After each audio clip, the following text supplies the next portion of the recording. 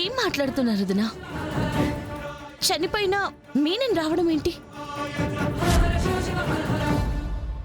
కలగని కళ్ళు తిరిగి పడిపోయినట్టుండవమ్మి. కలకి నిజానికి నాకు తేడా తెలియదు పిన్ని. మీనన్ వచ్చాడు, నిజంగానే ఇంట్లోకి వచ్చాడు.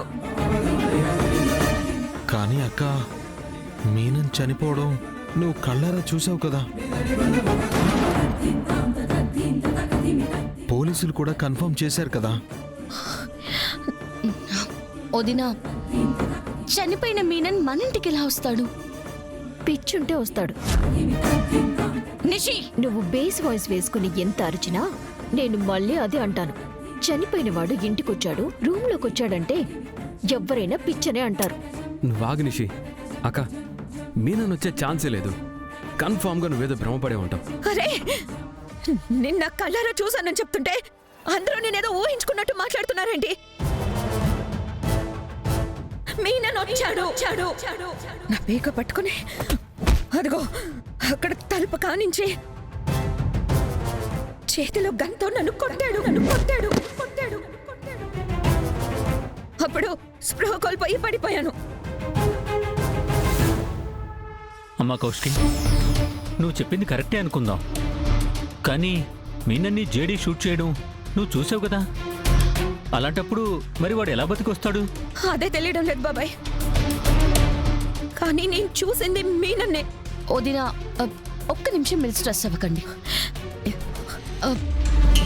మీనన్ జడ్జి గారిని చంపడం మీరు చూశారు. పెన్ డ్రైవ్ కోసం మీనన్ మీ ప్రాణాలు తీస్తానని చెప్పాడు. ఛానల్ మీద అటాక్ చేసి మిమ్మల్ని చంపబోయాడు. కొన్ని రోజులుగా మీరు మీనన్ గురించి ఎక్కువగానే ఆలోచిస్తున్నారు. మేబీ మీరందుకే ఇంకా మీనన్ ఉన్నట్టు భ్రమపడుతున్నారేమో. ఆ స్ట్రెస్ లోనే కళ్ళు తిరిగి పడిపోయి ఉంటారు వదినా. అయ్యో జగదాత్రి, అందరిలానే నువ్వు అదే అంటున్నావేంటి?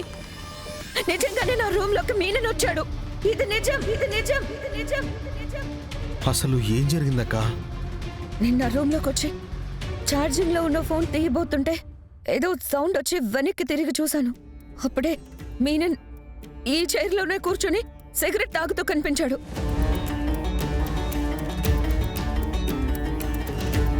నేను బయటికి వెళ్దాం అనుకునే లోపు గన్ తీసి షూట్ చేస్తానన్నాడు. అమ్మి కౌశికి, సచ్చినోడు సంపుతాను అని బెదిరించుండా. నువ్వసలు ఏం చెప్తా ఉండావో నీకైనా తెలుస్తా ఉండదా? మీరు కాస్త ఆగండి అత్తయ్య గారు. వదిని చెప్పనివ్వండి. మీరు చెప్పండి వదినా. ఆ తర్వాత నా దగ్గరికి వస్తూ కోపంగా నా ఫ్యామిలీలో ఒక్కొక్కరిని చంపుతాను అని అన్నాడు. ఏంటి, మమ్మల్ని చంపుతాడా? ఎందుకు?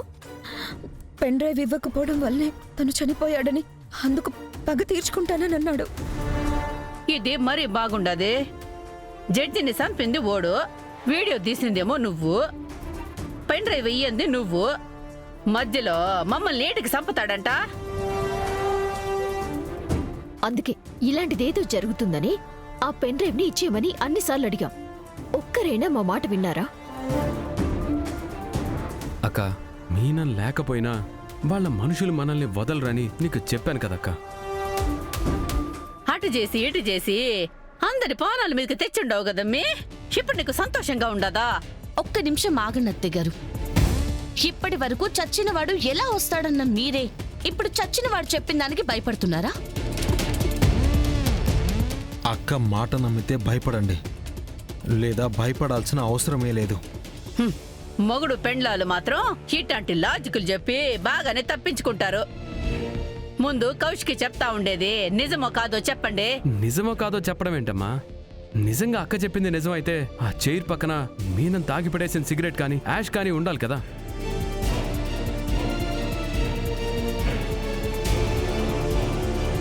అక్కడేముంది?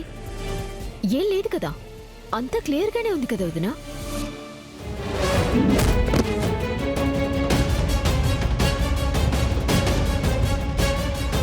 వదినా, మీరు నమ్మినా నమ్మకపోయినా మీరు మీనన్ వచ్చినట్టు ఊహించుకున్నారు.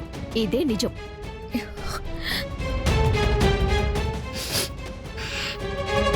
పదండి వెళ్దాం. ఒక్క నిమిషం. వదినా, మీరు రూమ్ స్ప్రే ఏమైనా చేశారా? లేదు జగదాత్రి.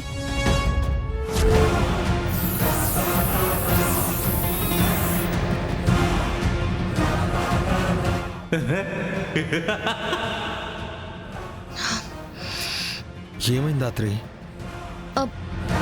ఇక్కడ జాస్మిన్ స్ప్రే స్మెల్ వస్తుంది.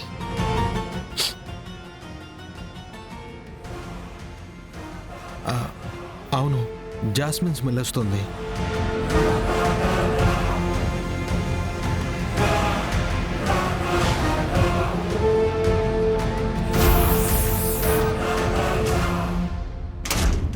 అంటే ఈ రూమ్ లోకి ఎవరో వచ్చారు.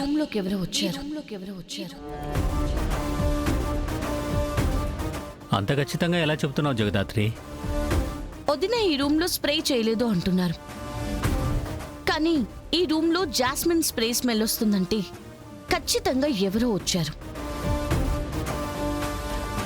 సిగరెట్ స్మెల్ రాకూడదని ఇక్కడ స్ప్రే చేసినట్టున్నారు, అందుకే ఆ స్మెల్ వస్తుంది. అమ్మా షెర్లాక్ హోమ్స్, 4 డిటెక్టివ్ సినిమాలు చూసి పెద్ద తెలివైన దానిలా ఇక్కడ స్మెల్ వస్తుంది, ఇంకెక్కడా లేదు అనుకో. ఎందుకైనా మంచిది, ఒకసారి వెళ్ళి సీసీ కెమెరాలు చెక్ చేద్దాం. ఒకవేళ ఎవరైనా వచ్చున్నా అందులో కనిపిస్తుంది కదా. ఒప్పుకున్న పెళ్లికి వాయించక తప్పుతుందా? పండి పోయి ఆ ముచ్చట కూడా కానిద్దామో. రండి వదినా. రా కీర్తి. పదమ్మా.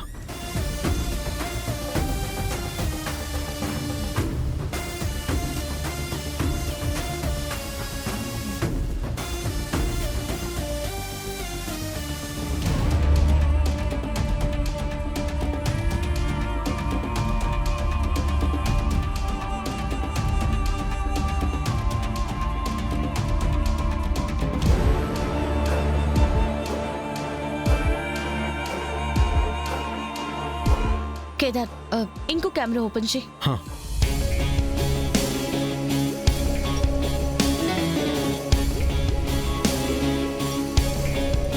ఏంటి ఎక్కడ చూసినా స్మైలీ బెలూనే ఉంది. వదినున్న బాల్కనీ కెమెరా ఓపెన్ చేయి. హా.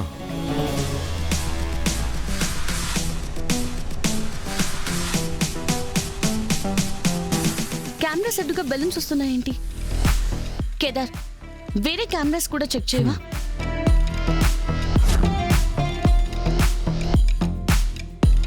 కెమెరాలన్నింటికీ ఈ స్మైలీ బెలూన్స్ అడ్డుగా వచ్చి ఆగాయి దాత్రి.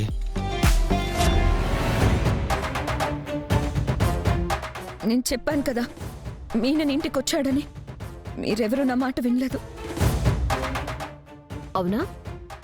ఒక్క నిమిషం. అయితే మీ మీనన్ని నేను చూపిస్తాను.